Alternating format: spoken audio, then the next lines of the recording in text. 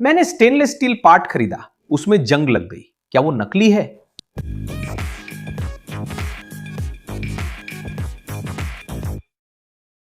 नमस्कार इंजीनियरिंग प्रेमियों।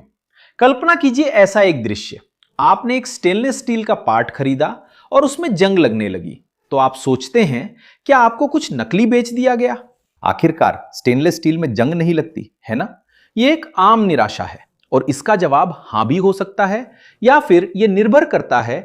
आज हम मिथक और हकीकत को अलग करेंगे और समझाएंगे कि कुछ स्टेनलेस स्टील में जंग क्यों लगती है। कैसे पहचाने कि कौन सा मटेरियल असली इनॉक्स 304 नहीं है लेकिन उसके जैसा दिखता है, और क्या करें ताकि आपको धोखा न मिले। लेकिन आखिरकार स्टेनलेस स्टील क्या है और इसमें जंग क्यों नहीं लगनी चाहिए? इनॉक्स एक ऐसा स्टील है जिसमें पर्याप्त मात्रा में क्रोम होता है, कम से कम 10.5% क्रोम, जिससे एक बहुत पतली और चिपकने वाली क्रोम ऑक्साइड की निष्क्रिय परत बनती है। सतह पर यह परत एक अपने आप सील हो जाने वाली ढाल की तरह काम करती है। अगर इसमें खरोंच आ जाए तो यह ऑक्सीजन की मौजूदगी में खुद को फिर से बना लेती है और जंग को आगे बढ़ने से रोकती है। 300 सीरीज के स्टील्स में जैसे कि 304, इस सुरक्षा को निकल द्वारा मजबूत किया जाता है जो लगभग 8 से 11% की मात्रा में होता है। लेकिन रुको, अगर स्टेनलेस स्टील खुद को खुद ही सुरक्षित करता है तो कभी कभी जंग क्यों दिखती है? हर ऑक्सीकरण का मतलब यह नहीं है कि स्टेनलेस स्टील खराब या नकली है। ऊपरी सतह पर अशुद्धि हो सकती है, जैसे कि स्टील ब्रश से आई स्टील की कण या कटाई के दौरान बने धातु के पाउडर से। हो सकता है कि उसे गलत तरीके से चुना गया हो, क्योंकि सिर्फ एक ही तरह का स्टेनलेस स्टील नहीं होता, बल्कि इसमें कई तरह के उत्पाद होते हैं। यानी अलग अलग प्रकार के स्टेनलेस स्टील होते हैं जिनकी जंगरोधी क्षमता भी अलग अलग होती है, और हर वातावरण के लिए सही स्टील चुनना बहुत जरूरी है। इसी पर चर्चा हो रही है। इसी वजह से गलत स्पेसिफिकेशन से बड़े समस्याएं पैदा हो सकती हैं। अब एक ऐसा स्थिति है जिसमें जंग लगने की संभावना बहुत बढ़ जाती है। जब जो मटेरियल आपको 304 के रूप में बेचा गया था, असल में वो 200 सीरीज का स्टील होता है, जिसे मशहूर नकली 304 कहा जाता है। और नकली 304 क्या है और यह समस्या क्यों है? पिछले कुछ सालों में ब्राजील में 200 या 2XX फैमिली के स्टील्स घूम रहे हैं, जिन्हें 300 सीरीज या टाइप 304 के रूप में प्रचारित किया जा रहा है। इन स्टील्स को लागत कम करने के लिए डिजाइन किया गया था, जिसमें निकेल का कुछ हिस्सा मैंगनीज से बदल दिया गया, और इसका नतीजा है एक सस्ता मटेरियल, लेकिन रोजमर्रा की कई परिस्थितियों में इसमें जंग के प्रति इसका प्रतिरोध कमजोर होता है। जहां असली 304 में लगभग 8 से 11% निकेल होता है, वहीं 2XX सीरीज के नए स्टील्स जिन्हें 304 के रूप में बेचा जा रहा है, उनमें लगभग 1% निकेल होता है। और यही अंतर जंग से बचाव के लिए निर्णायक है। और क्यों निकेल कम करने से स्टेनलेस स्टील की जंग से बचाव की क्षमता कम हो जाती है? बहुत से लोग सोचते हैं कि निकेल एक तरह की कोटिंग है, लेकिन असल में यह मिश्र धातु के अंदर काम करता है, ऑस्टेनाइटिक फेज को स्थिर करता है और क्रोमियम को अपना काम बेहतर ढंग से करने में मदद करता है, एक संपूर्ण पैसिव फिल्म बनाए रखने में। और जब यह निकेल बहुत कम हो जाता है और उसकी भरपाई मैंगनीज से की जाती है, तो सामग्री ऑस्टेनाइट को बनाए रख सकती है। लेकिन जंग प्रतिरोध खासकर क्लोराइड्स वाले घोलों में, जैसे कि रसोई, समुद्र तट के पास के उपयोग और धुलाई वाले क्षेत्रों में कम हो जाता है। प्रयोगों में, व्यवहार में डॉक्स स्टील्स आमतौर पर पिट्स और तनाव जनित जंग के लिए अधिक संवेदनशीलता दिखाते हैं, उन वातावरणों में जहां 304 स्टील आसानी से सामना कर लेता है। सरल शब्दों में कहे तो कम निकेल आमतौर पर इसका मतलब है कि दाग और पिट्स का खतरा ज्यादा होता है, वहां जहां आप जंग नहीं देखना चाहते। और क्रोमियम की मात्रा भी असली 304 और नकली 304 में बदलती है। हां, और इसका असर पड़ता है। टिपिकल 304 में लगभग 18% से 20% तक क्रोमियम होता है, जबकि कई 2XX ग्रेड 13% से 16% की रेंज में काम करते हैं। यह थोड़ा लगता है, पर क्रोमियम निकालने से उसकी पैसिव फिल्म बनने और टिकने की क्षमता कमजोर हो जाती है। खासकर ब्रश या सैंड किए गए फिनिश में या जब नमक और ब्लीच के संपर्क में आता है। चूंकि स्टेनलेस स्टील की सुरक्षा सीधे क्रोमियम पर निर्भर करती है, इसलिए इसमें कमी और कम निकेल मिलकर जंग जल्दी आने के लिए एक आदर्श स्थिति बना देते हैं। और बात यही खत्म नहीं होती। सीरीज 200 की कई मिश्रणों में कार्बन की मात्रा 304 से ज्यादा होती है, जिससे सेंसिटाइजेशन की प्रवृत्ति बढ़ जाती है, यानी क्रोमियम कार्बाइड का बनना, और इससे इंटरग्रेनुलर जंग का रास्ता खुल जाता है। इसके अलावा सल्फर से जुड़ी सल्फाइड इंक्लूजन पिट्स के लिए प्राथमिक शुरुआत के बिंदु होते हैं। लेकिन फिर खरीदते समय खुद को कैसे सुरक्षित रखें और धोखा ना खाएं? पहली सुरक्षा है स्पष्ट नामकरण।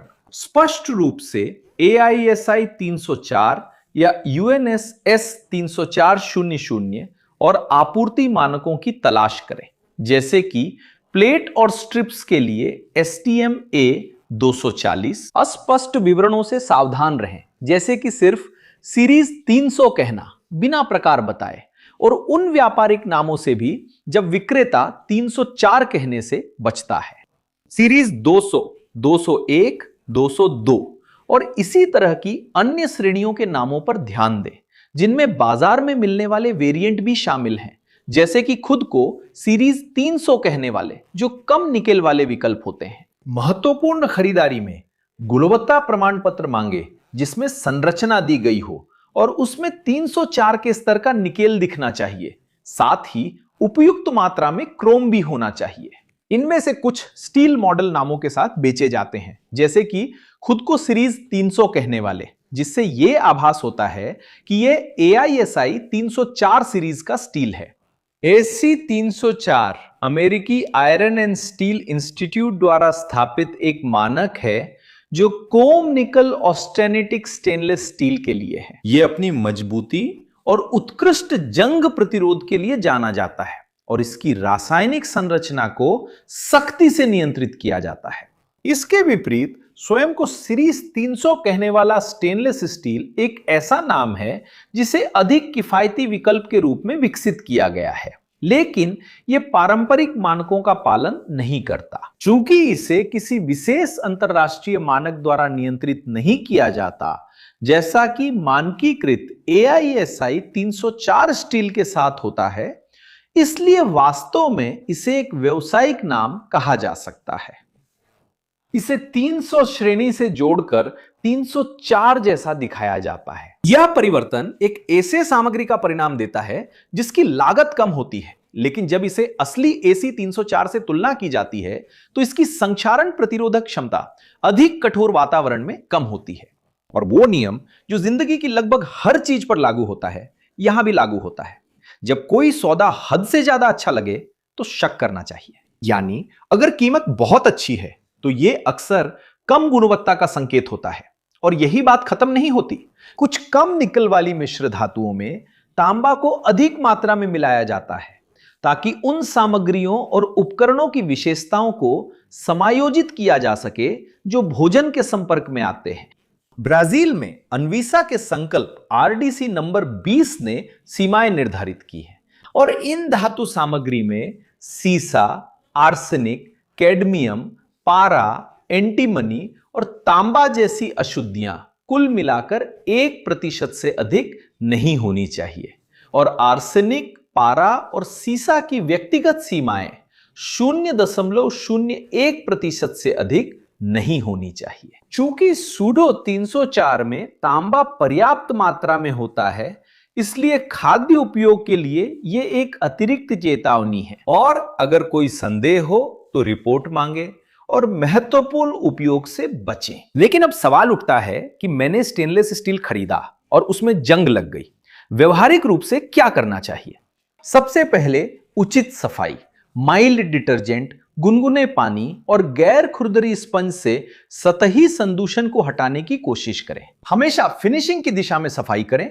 स्टील वूल का इस्तेमाल न करें, यह फ्री आयरन के कण छोड़ता है और स्थिति को और खराब कर देता है। इसके बाद अगर जरूरत हो तो स्टेनलेस स्टील के लिए नाइट्रिक अम्ल आधारित पेसिवेटर का इस्तेमाल करें और हमेशा निर्माता के निर्देशों का पालन करें ताकि पैसिव परत को बहाल किया जा सके। अगर पीस जल्दी से फिर से दागदार हो जाए, खासकर पिट्स के साथ, तो वातावरण का पुनर्मूल्यांकन करें, जैसे क्लोराइड्स की मौजूदगी या सफाई उत्पादों का इस्तेमाल, और आपूर्तिकर्ता से संपर्क करें और रासायनिक प्रमाण पत्र मांगें। और अगर कॉम्पोजिशन में सीरीज 200 दिखे जिसे 304 के रूप में बेचा गया है, तो आपके पास तकनीकी आधार है कि आप प्रतिस्थापन की मांग कर सकते हैं। आखिरकार जब स्टेनलेस स्टील में जंग लगती है तो यह कहना कि वो नकली है हमेशा सही नहीं होता, लेकिन जब इस्तेमाल ऐसा होता है जिसमें आमतौर पर 304 ग्रेड इस्तेमाल होता है तो इसकी संभावना बढ़ जाती है।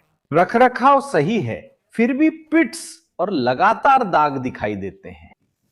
304 स्टील और कई 2XX के डिजाइन में अंतर यह समझाता है कि नकली 304 अधिक संवेदनशील क्यों होता है। और मुख्य बात यह है कि अच्छे डिजाइन, सही ग्रेड का चयन, उपयुक्त फिनिश, सही सफाई और सबसे महत्वपूर्ण, खरीद से पहले नामकरण और संरचना की जांच को मिलाकर काम किया जाए। इन सावधानियों के साथ स्टेनलेस स्टील फिर से वही बन जाता है जो विज्ञान ने दिया था, एक टिकाऊ, स्वच्छ और जंगरोधी सामग्री जो रोजमर्रा के इस्तेमाल के लिए उपयुक्त है। अगर आप यहां तक पहुंच गए हैं और आपको वीडियो पसंद आया है, तो अगर आपने अभी तक सब्सक्राइब नहीं किया है तो सब्सक्राइब करें, लाइक करें और नोटिफिकेशन की घंटी को भी ऑन कर दें। अगर हमारा कंटेंट पसंद आए तो सदस्य बने ताकि आप हमें प्लेटफॉर्म पर कंटेंट बनाने में मदद कर सकें और वीडियो में आपका जिक्र किया जाए। और अगर आप स्टेनलेस स्टील के बारे में और महत्वपूर्ण और तकनीकी जानकारी जाने तो अपने मोबाइल को स्क्रीन पर दिख रहे QR कोड की तरफ करें या वीडियो के डिस्क्रिप्शन में दिए गए लिंक पर क्लिक करें। वे आपको एक असली स्टेनलेस स्टील की वेबसाइट पर ले जाएंगे जहां से इस वीडियो की प्रेरणा और जानकारी मिली थी। उसमें आपको बहुत सारी महत्वपूर्ण तकनीकी जानकारी मिलेगी जिससे आप अपने स्टेनलेस स्टील के साथ किसी भी समस्या से बच सकते हैं। क्या आपके पास कभी स्टेनलेस स्टील की चीज जंग लगी है? क्या आप जानते हैं कि शायद आपने स्पेसिफिकेशन से बाहर का मटेरियल खरीदा है? कमेंट्स में अपना अनुभव साझा करें, मैं जानना चाहता हूं। यहां 2 वीडियो हैं जिन्हें देखकर आप अपना ज्ञान बढ़ा सकते हैं और अपनी जिज्ञासा को और गहराई से खोज सकते हैं। अगर आप सहयोग करना चाहते हैं तो लाइक करें, सब्सक्राइब करें, घंटी एक्टिवेट करें और सदस्यता पर विचार करें। इंजीनियरिंग प्रेमियों, सलाम और अगले वीडियो में मिलते हैं।